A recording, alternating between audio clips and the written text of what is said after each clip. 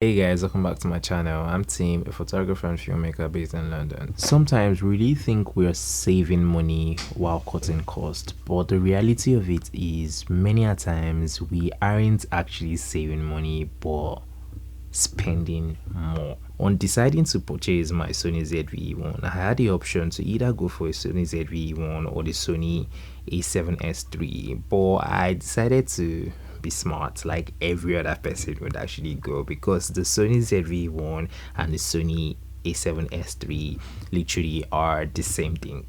Yeah, they do the same thing. They have the same ISO sensitivity. Literally, it just feels like two different cameras. One is cheaper, one is much more expensive. But I decided to ignore the downside of the Sony ZV-E1, which is the overheating. I thought, I'm in the UK, it's kind of like really cold out here, and I don't really think I'm going to experience any overheating. And on purchasing this particular camera, which is the Sony ZV-E1, I never experienced overheating like that. Not until I started filming at some particular locations and the weather became a little bit warmer. I figured out this was going to be a problem. I was filming an event and I had this particular Sony ZV-E1 on a gimbal, and it was overheating. The camera shut off in the middle of an event. Thank God I actually had other cameras running, but this caused a little bit of panic in my head, like what was actually going on. Yes, the camera did come back on, but because I was still filming in this warm event oil, it kept on shutting off, and I was like, this is not great.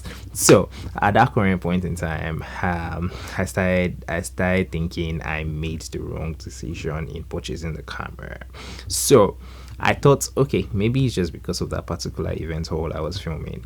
And then I had other events where, because the weather is getting warmer, which I was in a somewhat not so warm space, the camera started overheating again. So it just brought me to a realization that, team, you should have actually purchased the Sony A7S III instead of the ZV-E1. You can't outsmart the people that make this particular equipment, because there's a reason why they decided to reduce the price of the other one for the Sony A7S III. So guys, I'm not trying to say this Sony ZV-E1 is a terrible camera. I have used this camera and I've made amazing videos with this particular camera, and I love the fact that the camera is small.